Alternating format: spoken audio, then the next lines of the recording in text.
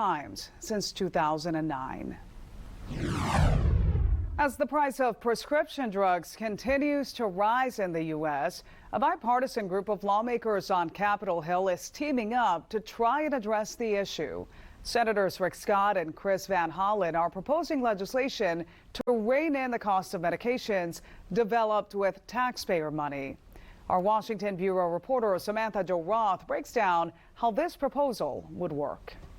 Under the We Paid Act, companies that have received research funding through the National Institutes of Health or any other federal agencies would be required to offer reasonable prices to consumers. This could save my life. I have an incurable blood cancer.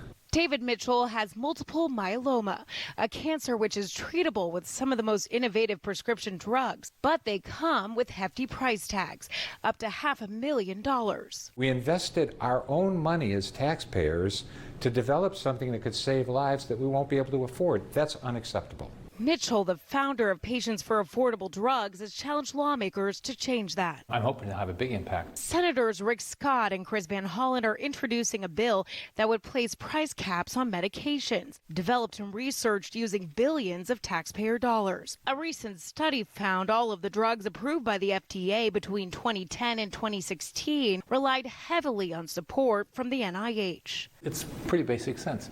We use your taxpayer money. You should get a fair price on your drugs. The bipartisan legislation would establish a committee to determine whether prices set by drug companies are fair, but it'll likely face some opposition. The drug companies are not going to want to give away that power to set prices as high as they want. But that isn't discouraging lawmakers. We're going to work hard to get this passed. Or patients waiting on new research and innovation. These wonderful new potentially cures for my cancer that are in development they give me hope. But if we get the cure, but the cure is not accessible for patients, then we failed. This bill was recently introduced ahead of the August recess. Senators Scott and Van Hollen tell me they'll work to get their colleagues on board when they return to Congress in September. Reporting in Washington, Samantha-Jo, Spectrum News.